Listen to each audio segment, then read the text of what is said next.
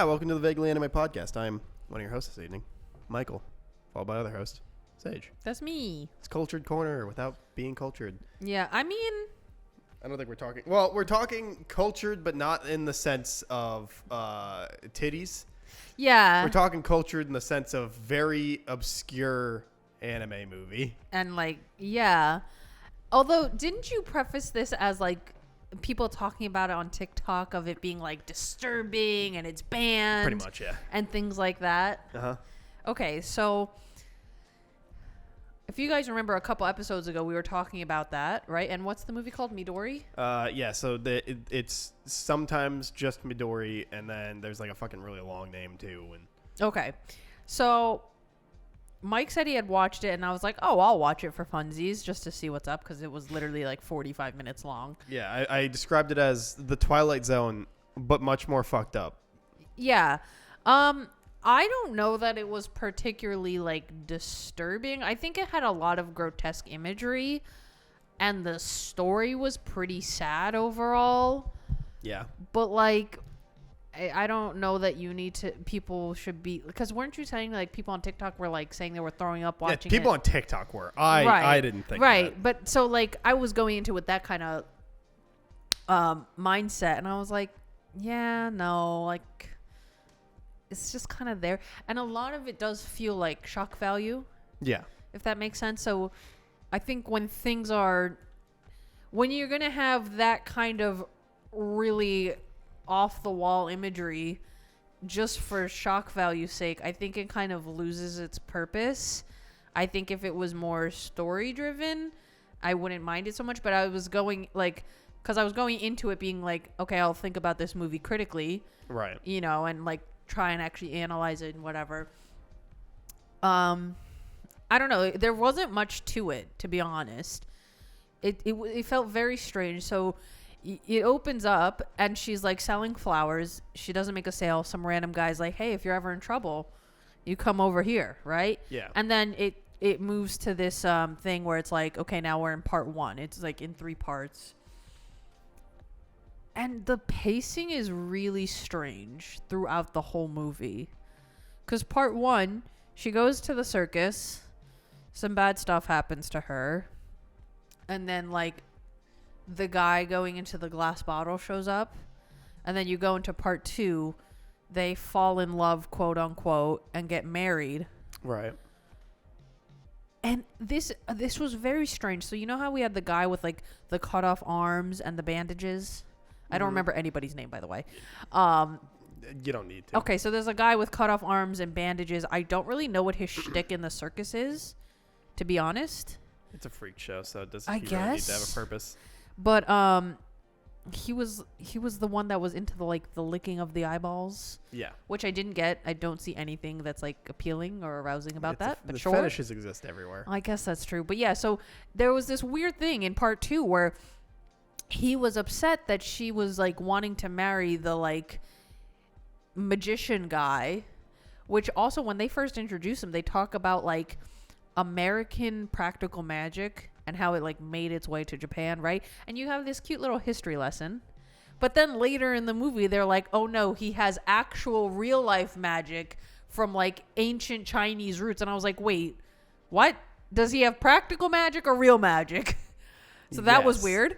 But then, so he's upset that the girl wants to be with the practical magician, even though we've not seen a single thing of him being interested in her. Because before that, he's just like assaulting her and being really nasty. Yeah. But then he's like, no one else can have her. I'm in love with her. And then he has that like really gruesome death scene, but wasn't actually a death scene. I was a little confused. Because you see him like going into the quicksand. Yeah. But then he's not in the quicksand. I was confused, to be honest. Like, portions of this movie had me confused. And then a lot of it doesn't make sense. Yeah, and then you go into the end where they're like, oh, we can run away together, right? So they run away together. But then the magician gets jumped and never makes it to the bus station. And then she's running around town looking for him. And then she finds like the whole gang and they're laughing, and then it ends with like this title card that says illusion. and then it's her like crying and screaming, and then it's hard cut, and then just end credit music. It was so bizarre, such a jarring shift in tone, because the end credit music is like da da da da da, and I was like, what the fuck? And so at the end I was like, wait, was it all a ruse, or like did he actually get jumped? I am very lost.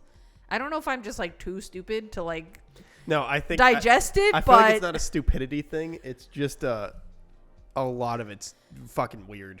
yeah, it was really That there's not that's kind of hard to follow a through line. I think actually if the movie was longer, they would have had more time to like establish things. I don't think I needed the movie to be long. No, I don't need it to be long, but I'm saying in terms, because I kind of wish, like, I don't really need it to be this conventional story of like, oh, young girl gets into like unfortunate circumstances and then finds a guy to like help her out of it kind of thing. Like, I don't really need that kind of a story in this situation.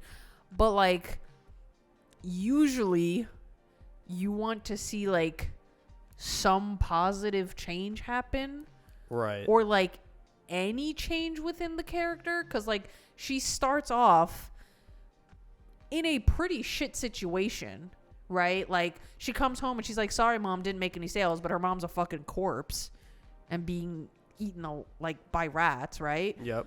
And I thought this was really weird, but so we see that, right? She like takes off the blanket, sees the mom, but then it flashes to like this panning shot of like two older women, and they're like, did you hear about blah blah blah's mom? She got eaten by rats. I was like, who's just saying that out loud on the streets? That's so bizarre. And I'm like, that's weird gossip, but okay. I think it's just to point out how fucked up it is. Yeah, but so that was weird. And then she like trusts random man with hat. Like that's her whole thing. She's like, oh, I saw a guy with a hat. Yep. He told me to come here. That's descriptive. Yep. But yeah, so that like it's just really weird. And then like bad stuff happens, guy, but she never changes. She starts off like beat up in this world and ends up beat up in this world. She doesn't like grow or like, you know, become assertive or anything. Nope. It's just following a 12-year-old girl who consistently is getting her shit kicked in. Yeah, like it's just really weird. Like I'm not sure who this movie is for. People that like torture porn. It has that kind of vibe because like nothing good happens. No. And it's like, I wouldn't say it's disturbing, but it's certainly unpleasant. She like throws up and then she's like forced to eat it at one point, right? I don't remember them forcing her to eat it. Because she didn't have any food. I thought she threw up and they were like, well, why did she throw up? I can't remember. But she does throw up, but I don't remember them forcing her to eat it. I could be wrong. And it's also strange because the beginning has this like weird slam poetry style narration with like flashing images of like different things. Right. And I was like, okay, like a little different, a little quirky. I can get into that, you know. I will say like when the animation or just the art in general isn't like laughably unfinished, I do think some of it looks really good. I like Some of it's so bad. Yeah, some of it is obviously really bad, but I do like this kind of like high concept kind of thing that they got going on. Especially because some of it, like when you just have like panning shots of stills, the stills for the most part look pretty good. Right. It's just when they try to have animation actually be a part of it, it is rough because it's like 3 frames and that's all you get to like convey that something happened. It's really weird. And most of the time they don't even bother to like have mouth flaps. No. Why? Who needs mouth flaps? And I also thought it was weird the accountant of the circus, they never gave him pupils. So he just had like whites for eyes. Right. Or just the glasses. Yeah. And I was like, what is going on? Everybody else gets them. I think it's just because he's supposed to be fucking weird. I don't know. It was really weird. I think everybody in that entire circus is just supposed to be a fucking freak. And then what's weird, though, so she's getting dogged on by everyone in the circus. Right. But then when she's gonna like run away with the practical magician and she ends up leaving and they're like waving goodbye, the circus people are like, oh, like have a safe trip, blah, blah, blah. And then after she's gone, they're talking amongst themselves and they're like, oh, I can't believe she really left, but she deserves it. I hope she's happy. And I was like, what? You have not had those feelings for this girl even a little bit the whole time. Like, where is this coming from? Right. It was really weird. Very confusing tonally. Yeah, I feel like it's like that they hate her and then they're fake happy. I guess. Is kind of like, how I took it. But why be fake happy amongst each other? Or she's already gone. Yeah. You know what I mean? Like, that's what confused me. Because I could understand being fake happy for her on, like, her send-off. Right? But then once she's gone, why are you going to act like, oh, this is so great that she got to get out of this situation? Yeah. I mean, yeah. There's, like, because there's weird things with the movie, too. Like, where there's those, like, random, like, one-panel shots of, like, when the, like, cross-dressing fire breather just, like, shows their dick. Yeah. And then there's just a weird one panel where it's like they all have weird snake arms and yeah, and like a snake very dick. noodly limbs. Yeah, and there's just like a giant snake dick. Yeah. In it. And then there's like the random thing where she wakes up and they're just eating out this girl. Yeah, and it's and the thing is like those one panel shots that you were talking about, like it's not just like a flash and it's gone. It's like we're gonna linger on this for a while. Yeah, they're like really graphic and kind of gross. Yeah, it's really weird. And like when the practical magician turns out to be a real magician and he's like affecting the crowd and they're all like getting warped and deformed and stuff. Yeah. Okay, here's my confusion. They all get warped and deformed, but then he puts them back to normal. Yeah. And then they're like, and they're saying like, oh, it's, I hope we don't get sued. And he's like, well, I put them back. But then I was like, wait, I thought it was all an illusion. Like it wasn't real. I'm confused. I think it's like, it's all kind of. Yeah, it was very bizarre. Yeah, because like they're all like, it's all just supposed to be kind of fucking weird and messed up. Yeah. And bizarre. And then like, there's just where all of them are fucking having orgies together and banging each other in really gross fucking ways. And then, because it's, and then that's like, because the guy with the hat that she leaves with is like the one person who like kind of is somewhat normal, right? The magician. Yeah. Especially after the fucking like the short magician like tries to be a fucking creep. Right? No, the short magician is who she's like escaping with. I thought they were different people.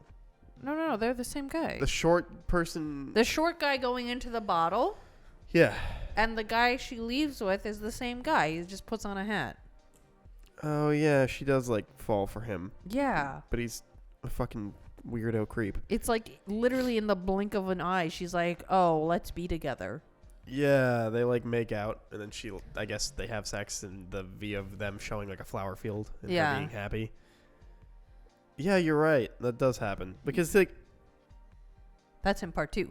yeah, it's like because he's fucking weird and gross, but then also is kind of nice to her. Yeah, it's very weird. It's weird because like I think the movie the whole time it doesn't know how it wants you to feel about them together. Yeah, because especially like, because there's definitely like a major age difference. Yeah, because she is 12. Yeah, and I think that guy is like at least 40. I don't know that they ever say his age. Right. But he's definitely like significantly older than she is. Yeah. It's very weird. Like if it was this nice like mentor mentee kind of thing, that would be fine. Mm-hmm. But like husband and wife, not so great. Yeah.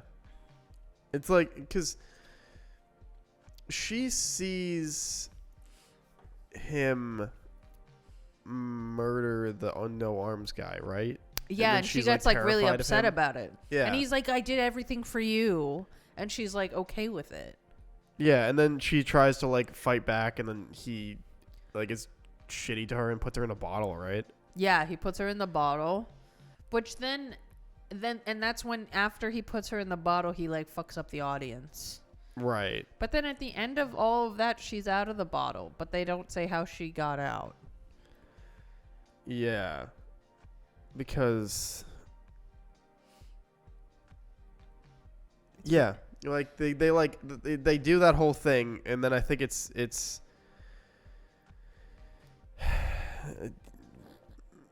I'm trying to like remember. I don't think yeah, because like the police show up for that show, and right, and when he's like fucking all of them up. Yeah.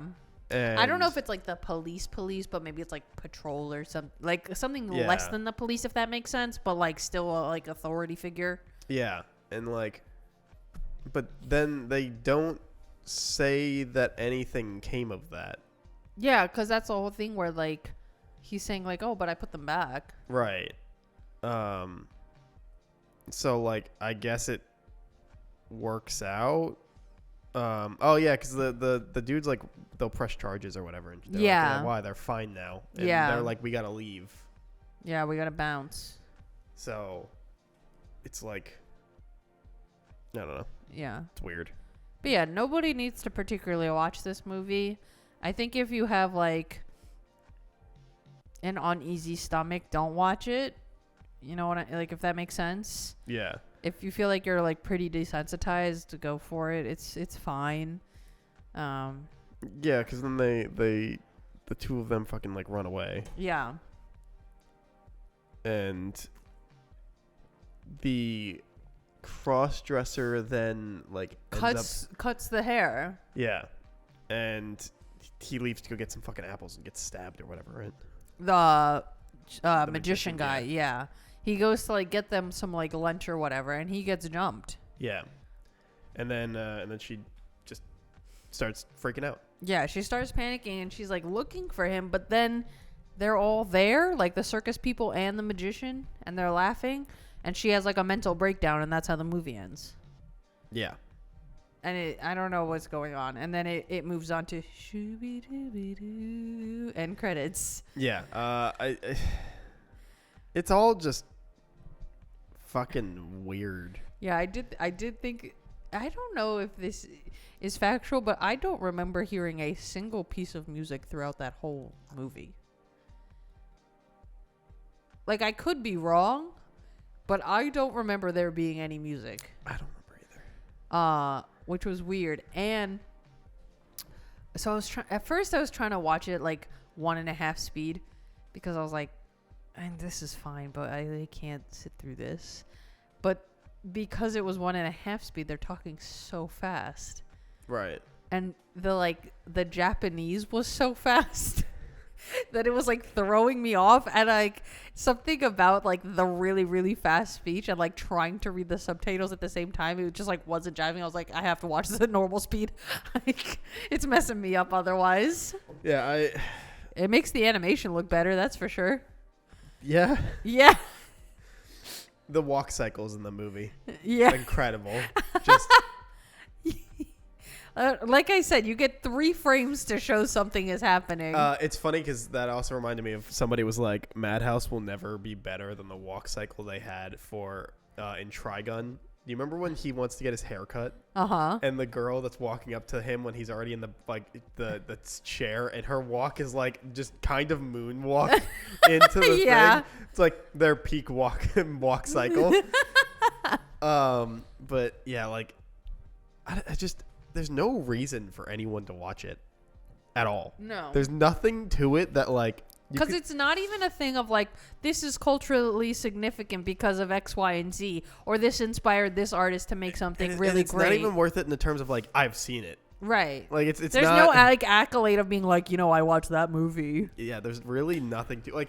Again, the only reason I watched it was because people were like, "Oh, I was throwing up," and I'm like, "It can't be that bad." Yeah. And it wasn't. Like, it's still kind of fucked up, but like, it's not that bad. I feel like it's more sad than disturbing.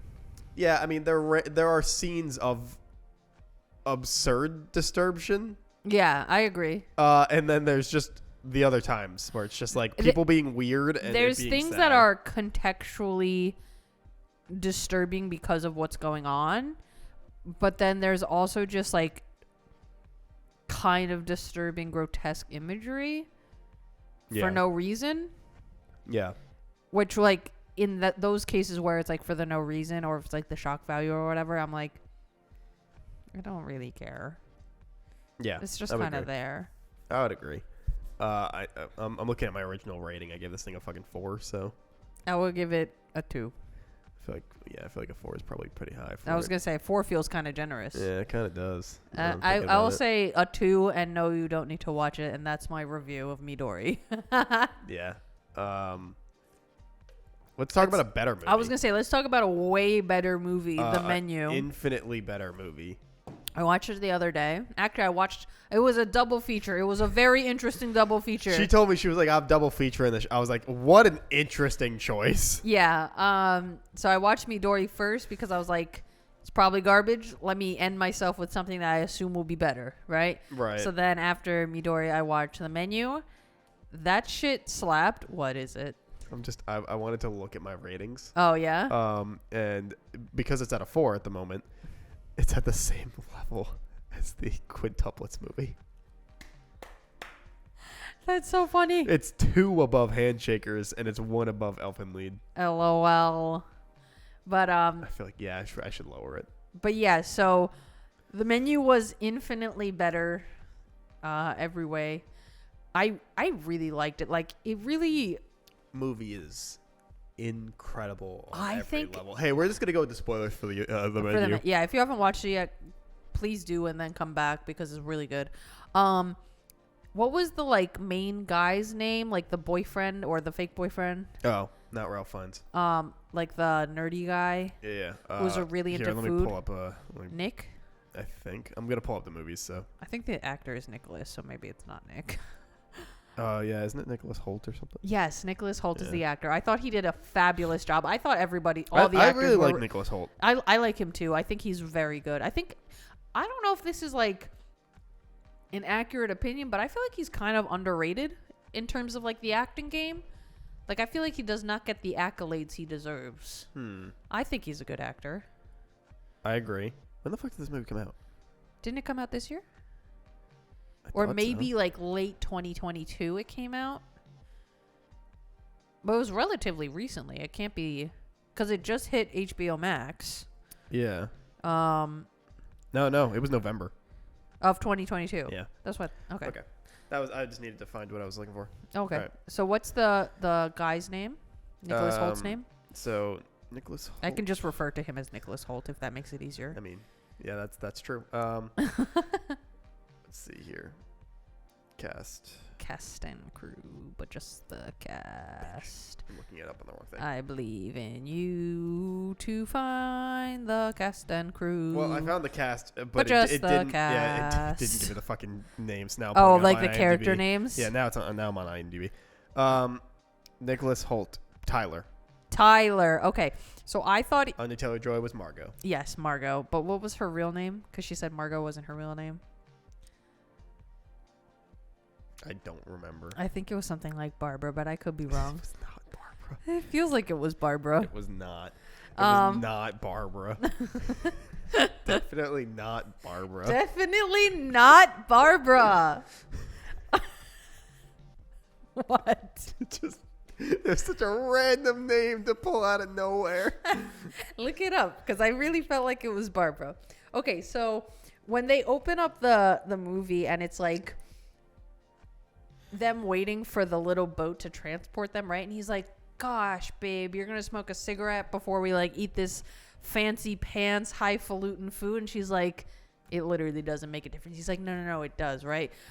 I just think they do such a good job setting up like how obsessive and like enamored he is with like fine dining and like food and like the whole like prestige of it, if that makes sense. Right. It's like his brain is SpongeBob when he learns fine dining and breathing. Yeah. You know what I mean? So I think they do that really good. I love that Margot or Barbara just doesn't care. She's like, it's fine. Like, I don't think she ever says her other name. She does. When he's like, all the guys, you gotta go. You get 30 seconds head start. And then the girls are just like in the room drinking together and smoking. She's like, my name isn't actually Margot. It's Barbara. And I'm from Seattle. Not fucking Barbara. Stop saying it. It was Erin. Sure. Erin. Okay, I was kind of close. No. Not at all. But yeah. So, and I like that she's like kind of. Margot's a better name. Really, I like Erin. Her character looks like an Erin with like the red hair and the bangs. I think she looks more like a Margot. Really, I feel like she looks more like a Margot blonde. Anyway, so yeah, I think they do such a good job like establishing her just being like, I'm sure here on this date, like whatever, right? And then they get like, what was it? The first course on the boat, scallops. I don't remember what all the courses were. It's fine. So they have scallops. It was some fish dish though. Yeah, I'm pretty sure it was scallop. So they have scallop. I also loved that he kept eating her food because she just was like, yeah, whatever. Why am I gonna eat this teeny tiny fucking thing? Yeah. Like, I want an actual meal. We spent how much money to get here, and we're not even gonna get to eat a real meal. Yeah. So I liked that. I thought that was funny. I liked him taking pictures of all the food when he wasn't supposed to. Like, great. And then when the chef is like, all right, you guys get a 30-second head start. He's just standing there with the girls like. Because he wanted to see what they were Yeah, getting. he was like, let's see what's coming next. And they're like, sir, you got to go run. And he's like, all right. That moment when he's like, what happened to your original +2? And they're like, oh, we broke up or whatever. Mm-hmm. And he's like, so you knew that this was going to happen and you asked her to come anyway. He's like, well, I know you needed to hit the limit. You needed the certain number of guests. And she fucking flips on him. She jumps across the table and starts like beating the shit out of him. I wanted so badly for them to just sit there and watch her kick his fucking ass. I was like, yeah, you fucking get him, Barbara. Let's go. It's not Barbara. Also, I think this movie has a very good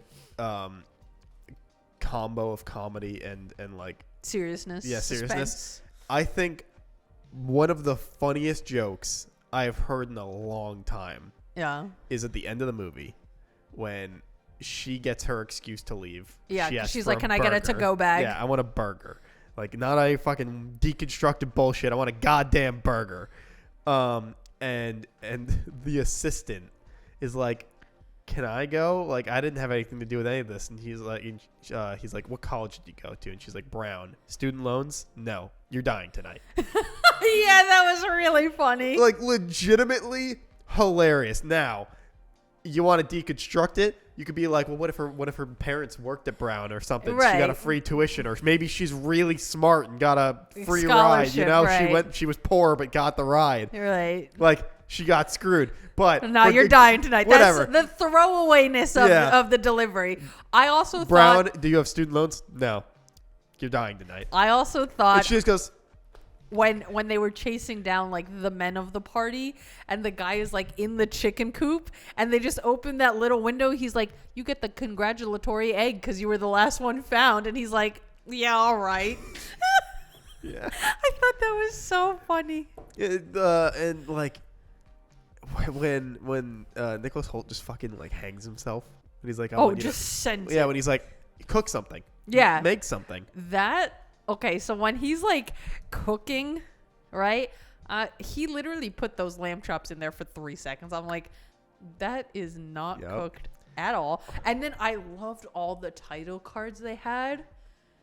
Like, so you had like course 1, right? And it was like, here's this fancy pants, blah, blah, blah with X, Y, and Z. And then like as it goes on, right? And like the title cards of what it is. I love that. I thought that was such a nice touch.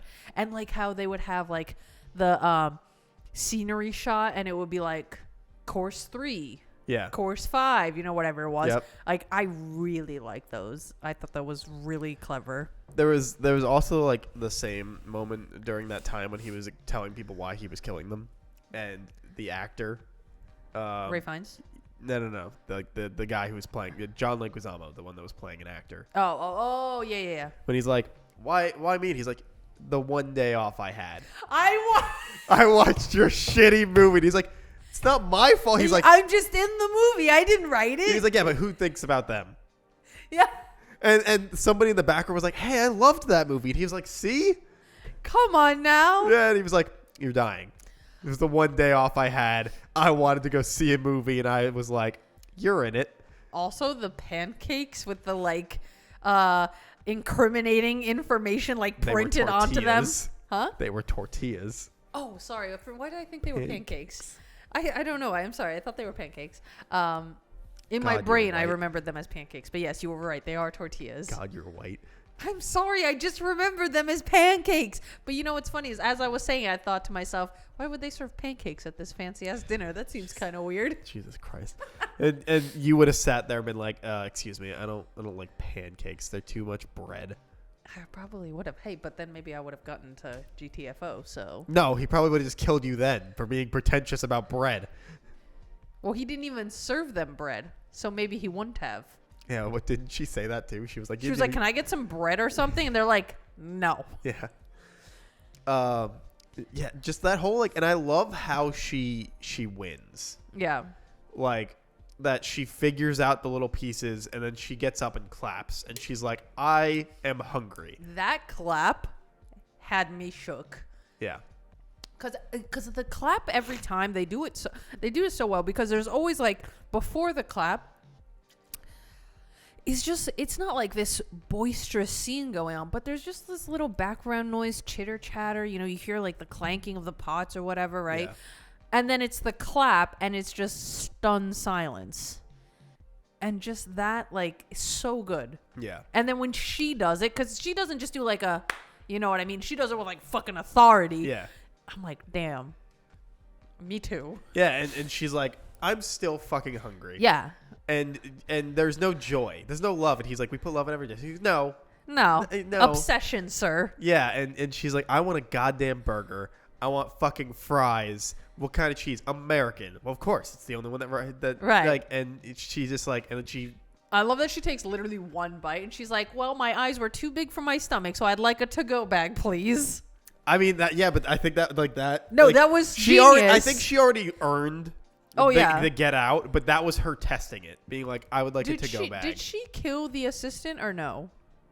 They had the fight in his cottage, but does she end up killing her? I don't think so. I think she's incapacitated. Yeah, or she kills herself. Does she kill herself? I don't think she kills anybody. No, she might. Or something happens that leads to her death, but it's not her actively stabbing her. It's not Barbara's fault. Look, I'm sticking on the Barbara train, all right? God. Her dress was really, really good. Oh, speaking of which, I meant to make a comment. But I also just think Anya Taylor-Joy is very hot. Oh, she is literally so gorgeous. It's ridiculous. But I actually think the costume design was really smart because you can tell right away. So the first scene is them waiting for the boat. Tyler and Margot. Yeah. And he's wearing a suit, but it looks kind of cheap, but it also is this is the best I can do, but I want to be presentable for this fancy pants dinner we're about to go on.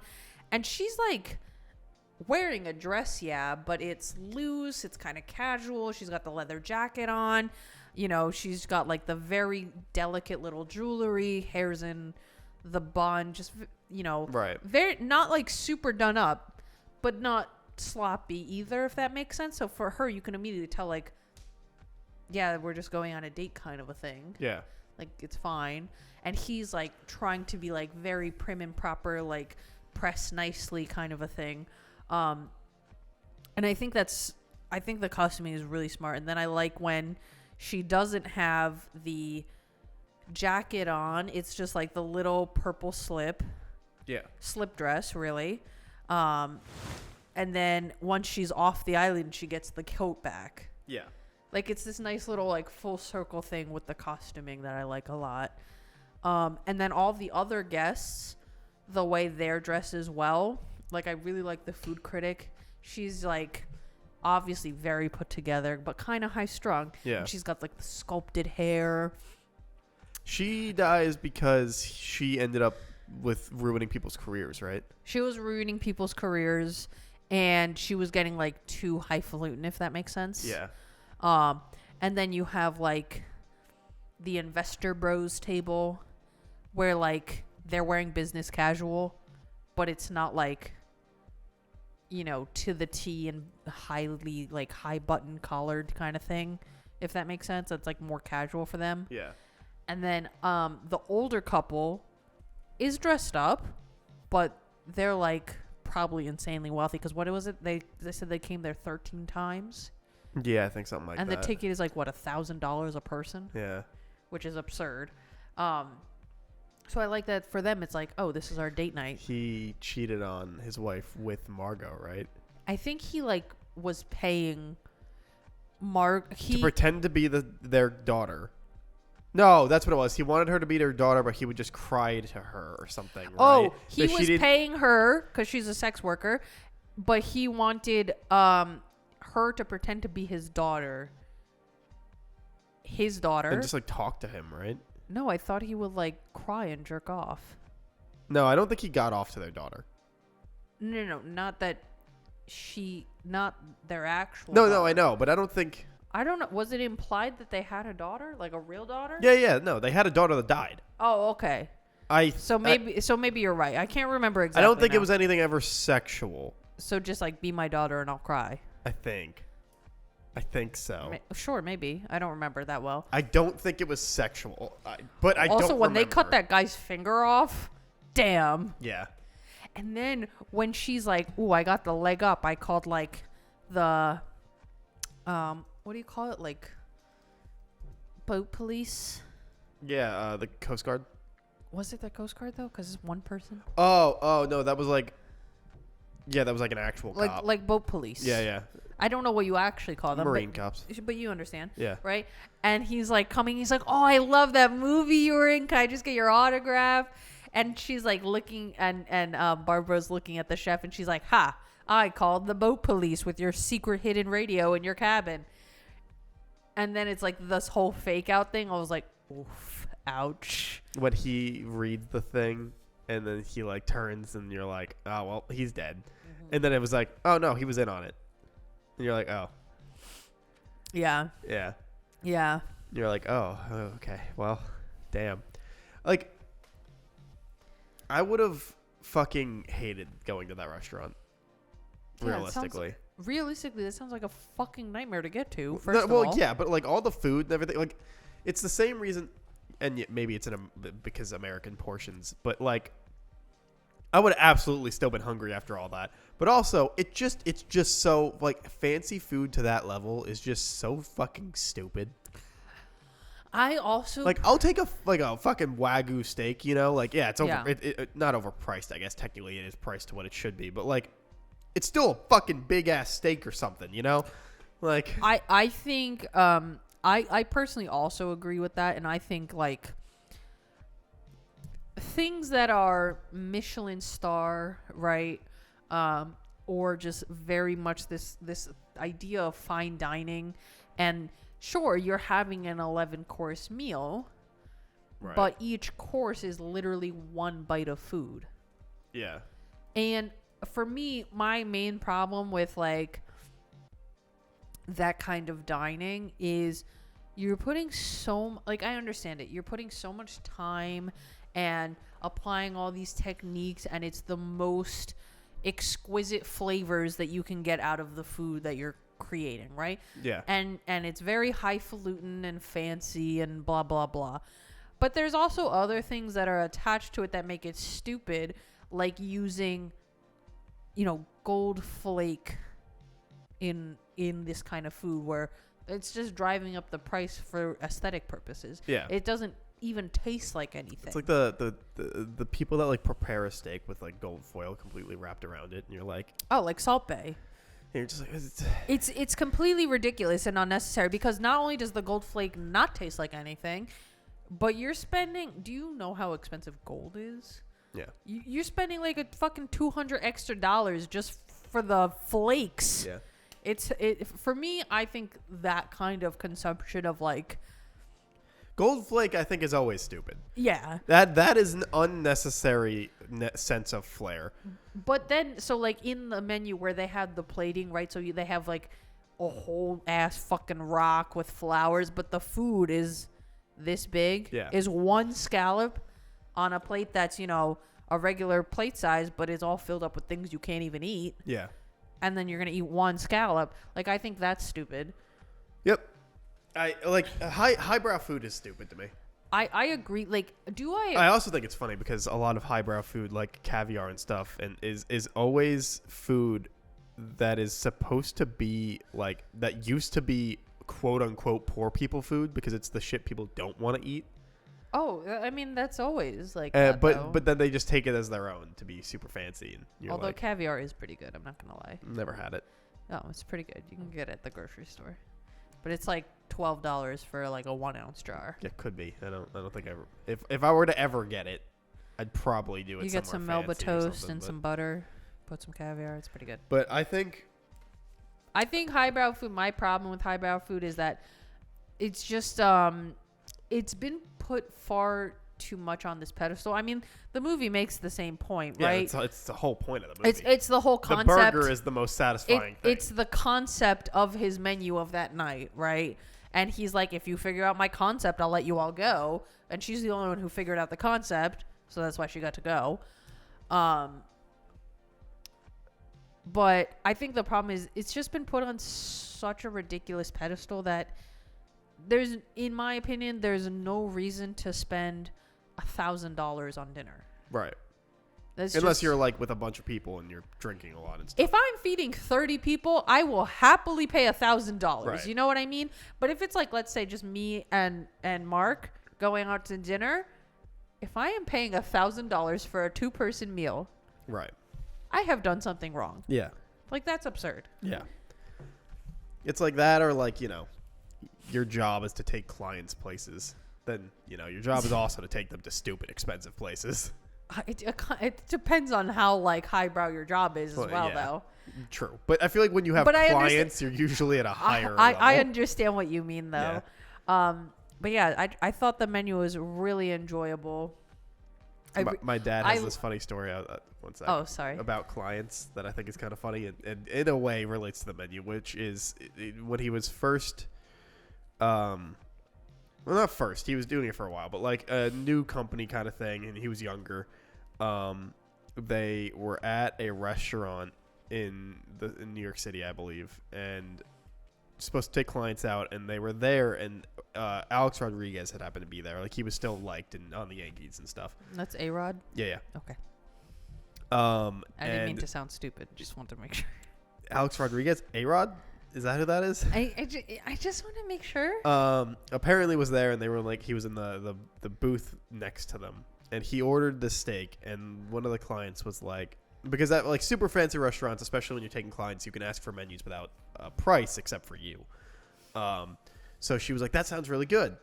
I want to get that. And it was like a high grade A5 Wagyu steak that was like big. That sounds so good though. And it was like $200+ alone. For a steak. And my dad, he was like, I had to be like, oh, all right, you know, like, cool, hold on one sec, walk away and be like, you call up his boss and be like, They're trying to order a $300 steak. Like, what do I do? Is this okay? And he was like, as long as you make the deal. My dad was like, all right. It's so stressful. Luckily, I think my dad has never not made a deal. Like, that was like, that got that far. No, I understand what you mean. Obviously, you go into pitch rooms and stuff, and sometimes people just have, you know, a different pitch or whatever. But or they just walk or whatever. But I think when it gets to that point, I don't think my dad has ever missed one, at least that he's told me. But he was like, all right, sure, got it. He was like, I think that was the most money I ever dropped on a client thing. And he was like, and that includes like 30+ clients somewhere. Oh my God. They were like, he was like, they were big drinkers too, and all of them then got steak. So when I used to work in the city, we would occasionally do client lunches, whatever. And one time we had a client lunch actually at a venue that we were having an event. And this place is known for seafood, super fresh, high quality, blah, blah, blah, blah, blah. And we were having an event there for a cocktail party, Right. cocktail hour type thing. So none of the food was going to be like, you know, finished plates or courses. It was all going to be like finger foods, things like that. We got to that lunch and the woman who was like representing the restaurant or whatever was like, oh, let's sit down, let's eat some lunch, blah, blah, blah. She hands us menus. The cheapest thing on that menu was like $35. Okay. And I was so flabbergasted because at the time, I think I was like 21 years old, right? Yeah. So at the time, I'm like 21 years old. I've barely had a real job. And I'm just sitting in this like extremely expensive, like New York City restaurant with all these people who are like making $1 million deals out here. Right. And I'm just like, where's like the $9 like, you know, kids meal or whatever. Right. And then my like bosses that were also there were like, because I was literally only there to take notes, but they were like, we'll pay for your lunch. And I was like, that sounds good. Right. Because I'm expecting, you know, like a salad or something simple. My bosses, they all start ordering their lunch and they're like, I would like this appetizer and this is my main and I'd like this wine and blah, blah, blah. I think we left that lunch and it was like $500 for 3 people. Yeah. That's horrible. Yeah. That's rough. I literally left that lunch being like, what the fuck did I just experience? Right. I was so shook. Yeah. I mean, the food was incredible. Right. I'm not going to lie, but damn. Yeah. It sucks when you pay that money and you're like, it almost feels worth it. I know. Yeah. Like when you're like, oh, it's so much money, but it almost feels like it was kind of worth it. I think the only times I've had that experience with food where I've paid like probably too much for food is when I get like really, really good seafood. Or when I go to like birthday place dinners. That Yeah. stuff's always like where you're like, ooh. But like, it's Or, like- if you go to like Mount Fuji, yeah. which, you know, like, yeah, because it's like a bit of a drive from us. Yeah. So, you already got to go out of your way a bit.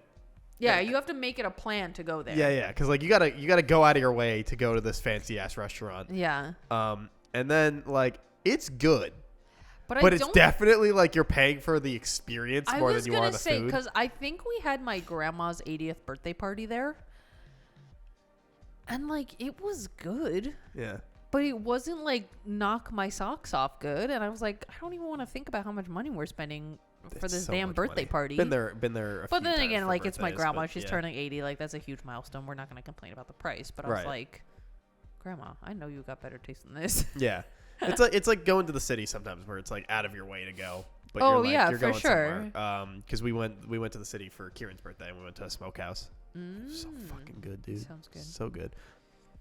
But yeah, I feel like we can wrap this episode up a little early just because I have to be somewhere. Yeah, you have a time constraint. That's but fine. I think the menu is incredible. Me too. Everybody go watch the menu. Nobody watch Midori. Everyone should go watch the menu. Everyone should also just watch anything Anya Taylor-Joy's in, Honestly, yeah. except for New Amsterdam. Mutants. Oh, I've never seen New Mutants. So. don't. You but don't need I to. think it's also bad. So. It's bad overall. I probably will see it. Yeah, it's I've not. seen all the others, so. It's not great. But She's had very few misses in her career, and I feel like the majority of the time they're not her fault.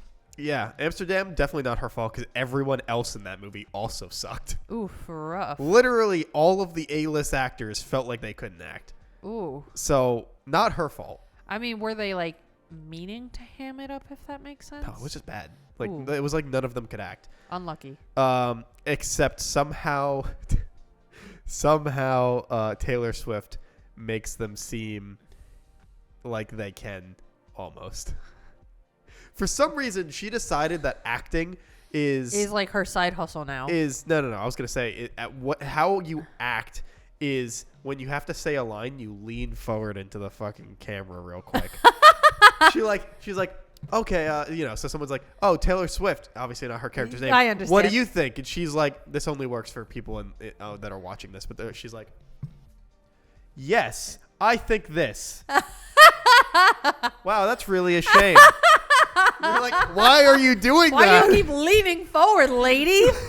She couldn't just deliver a line without leaning forward for some reason. Maybe it's like a crush for her. Maybe. Who fucking knows? That's really funny.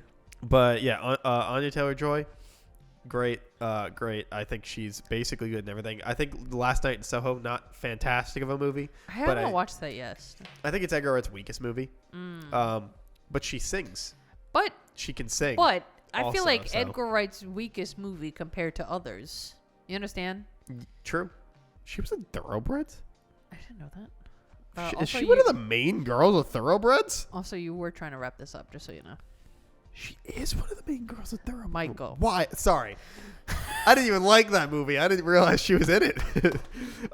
Anyway. Hey, thanks for watching this week's episode of the Vaguely Ended Podcast. Sorry it's a bit short, but I have somewhere to go. Don't forget to like, comment, subscribe, leave a review, follow. Don't forget to check out Kat the Moonstar on Twitch. You have 1 week to watch A Certain Scientific Railgun Season 1. I love it. I don't care if it's out of order for the fucking order of how the shows work. It's good. It's good. Second season's better, but you can't watch the second season without the first season. So maybe I'll recommend the second season when it gets back to me. Yeah. All right. See you guys next week. Okay. Bye. Bye.